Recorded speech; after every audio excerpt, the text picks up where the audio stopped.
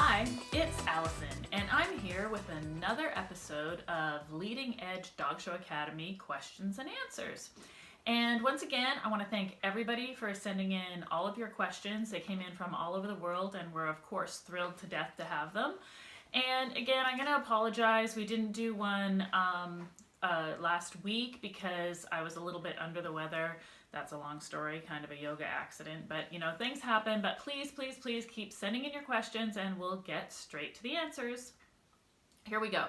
So Tiffany Quinn, she wrote in and she basically just wants a list of basic equipment that people should have for their dog. So this is really actually a difficult question. It should be easy, but because there's so many different breeds of dogs, it's just really hard. So I'm going to do my best, Tiffany, to help you out here. So of course you're going to need some nail clippers. I prefer the kind that are like the scissor kind, not the guillotine. The guillotine kind tends to twist the nail. We have a really good tutorial on nail clipping in our school under Grooming Essentials with Nancy Bryson. You'll really like that. So you need some nail clippers and some quick stop. You're going to need a good slicker brush. We really like the Coral Slicker, the Big G from Chris Christensen. You're going to need a pin brush, a steel comb, a spray bottle. So you just want a spray bottle that you can mix a little bit of conditioner in. You're going to want a really good shampoo. I like a clarifying shampoo, something like Clean Start, because it just gets the hair as clean as possible. And then all of your conditioners and your styling products are going to work much better from there. So depending on your dog's breed and coat type, you're going to need some kind of conditioner and maybe a styling spray. If you don't want to start with a styling spray, whatever conditioner you use, you can just put that in the spray bottle, and you can use just even water as you're brushing and combing. We never want to brush or comb dry hair because it causes breakage and static, but even a light misting of water will just help cut down on that kind of static. So that's our basic list. You need a brush, a slicker, a comb, some nail clippers, some quick stop in case you make a mistake. You might want a pair of short blunt nose scissors because you could do whiskers with them. You can actually do a lot of like sanitary trimming with them, which on any breed you're going to want to do. So that's a really good question, Tiffany. It's just really general. So if you wanted to write in with what breed, etc. that you had, I'd be more than happy to help you out there. All right, thanks for your question.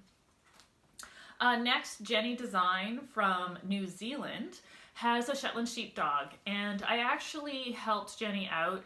She sent in a picture and I kind of downloaded it and drew on it some areas that are helpful for her to learn how to trim her dog's ears. If you want to send any pictures to us, we're happy to help you out that way.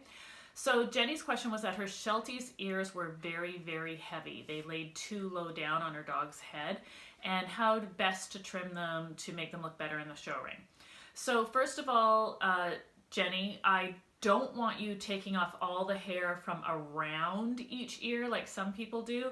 I want you to just take off, brush up all the hair and take off the long straggly hairs that stick out. Like make sure there's a frame that goes around the top of your dog's ears so that your dog's ears blend into that frame or that collar and they don't just stick out, especially if it's a problem ear, like an ear that's too light or in your case too heavy. Then from the fold in our Sheltie's ear, we want to take off all the hair on the top of the ear as short and as plush as possible. So you're trying to make the ear look lighter and feel lighter with less hair on it, but it needs to have a very plush, like think of a gunned teddy bear, like that look to the top of your Sheltie's ear from the break to the tip. Next, from the break to the tip and from the tip to the break on the other side, you're going to use your thinning shears and you're going to take the hair as close to the ear leather as possible. I like to use my thumbnail as a guide so I don't accidentally nick that, and I just take off all the hair from the break around the tip and back up the other side to the break so it forms a V. And the last thing I do is I flip the ear over, and on the inside you can just be brutal and just take off all the hair on the inside of the ear, because even though we don't see that hair in the ring, that hair can weigh down our Sheltie's ear. So if your Sheltie has a heavy, heavy ear, you're trying to make it look pretty by taking off as much hair on the actual ear, but we're not going to take off all the hair that is around the ears. We want to leave that nice framed in look. So Jenny, I hope that helps, and thank you for sending in the pictures of your little Sheltie. I wish you the best of luck. Next, we kind of have a couple questions that are similar. So we had Yvonne Arbon from the UK, and we had Arlen Thorvaldsen from Belgium, and Chrissy Mew from Germany, and they all have poodles that have a softer coat. And they're trying to figure out a way to kind of make the coat not be as soft and kind of have a little bit more oomph or texture to it. So for those people, this is what I want you to do. You absolutely have to use a product like Chris Christensen Clean Start. You need to use a product that's going to strip out all of the buildup of styling sprays, of other shampoos, of other conditioners that's in that hair. That's the most important thing. So I want you to shampoo your dog once, rinse it out, shampoo your dog completely a second time, rinse it out. And then, unless you have a dog that's matting, I want you to avoid conditioner at this point for those very soft coated poodles.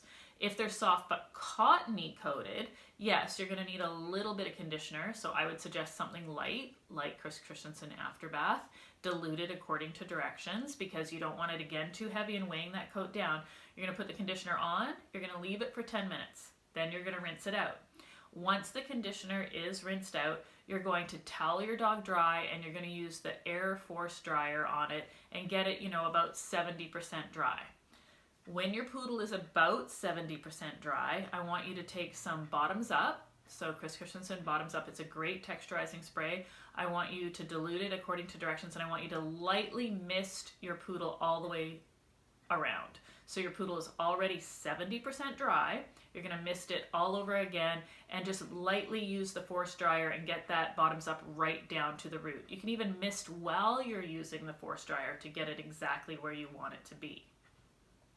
Then you're going to dry your poodle with the hot dryer. And again, any soft or problem areas, like where the hair is maybe longer on the neck and you notice that the softness really stops you from getting a really good spray up, then at that point, I want you to, again, with the hot dryer, use a little bit of Bottoms Up. And that's really going to help with those soft-coated, cottony-coated poodles. Again, once you're done, combing them out is essential. Combing them out properly with a very fine-tooth comb is going to really help those soft-coated poodles, because you're going to get every little hair that's trying to fold back in on itself out the very, very best you can. So Chrissy, who I just mentioned had one of the soft-coated poodles, also has a poodle that has a very cottony coat, and she's having problems with that. So for that dog, I would like her to mix some Hydro Pack in with the Afterbath and really get it in there, leave it in there for about 15 minutes to really let the Hydro Pack get into that cottony coat and kind of coat each hair shaft.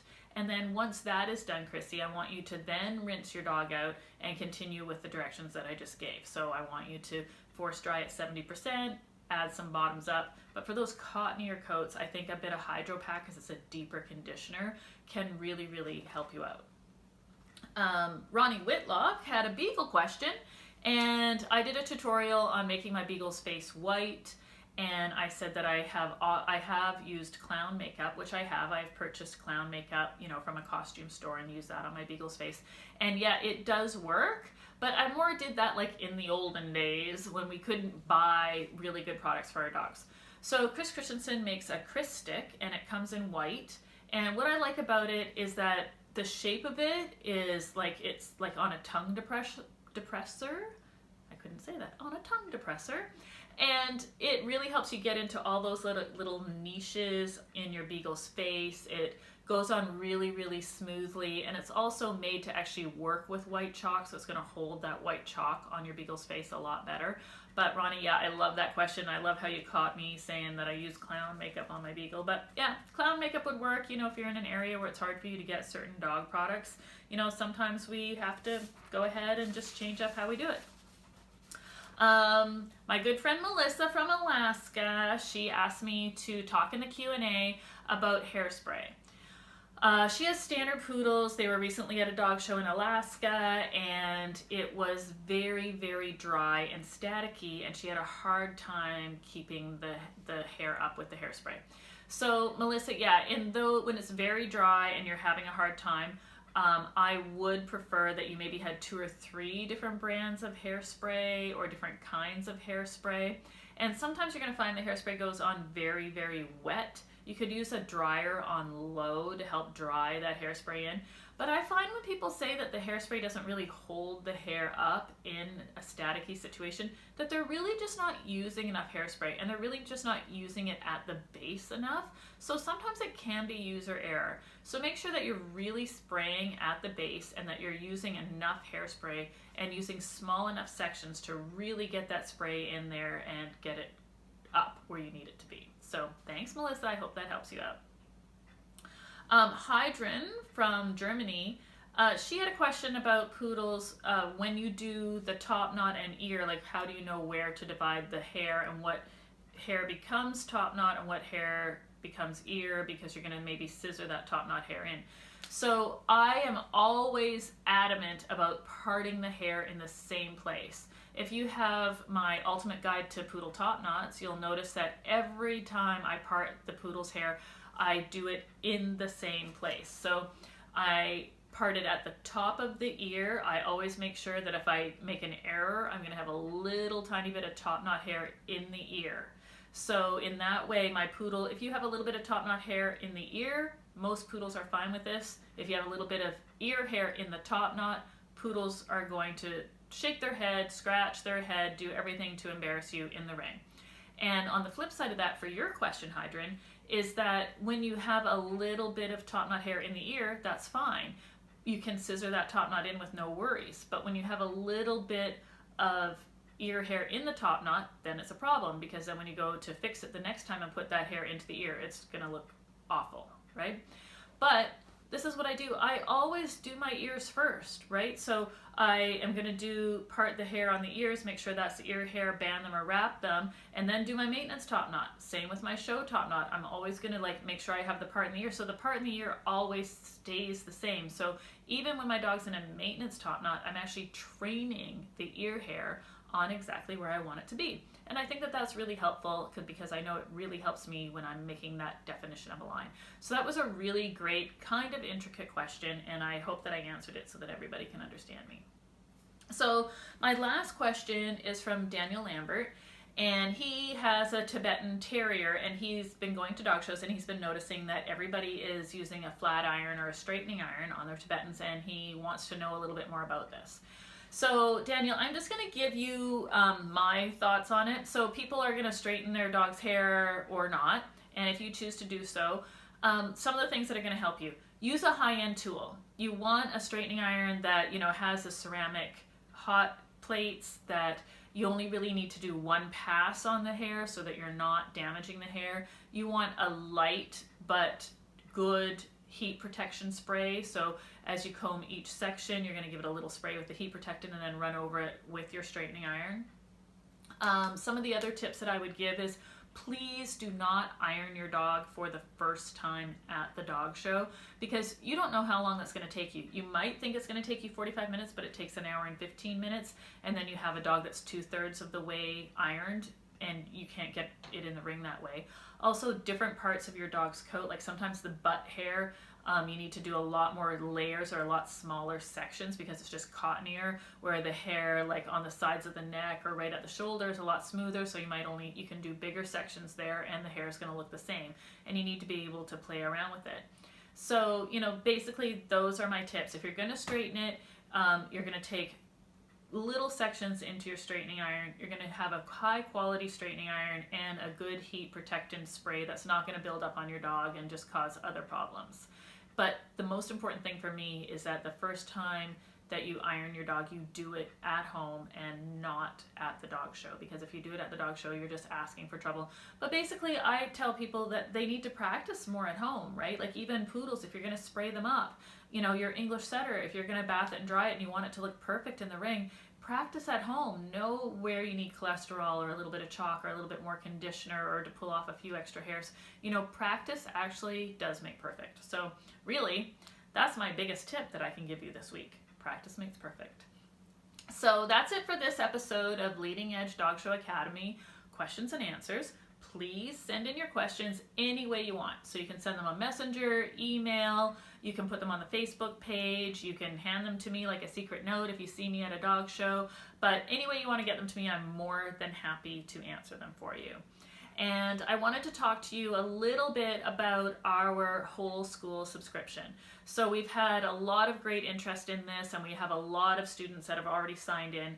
But if you have ever had one of our courses, you've ever liked, you've ever been interested, honestly, the best value that we can offer you is our whole school subscription.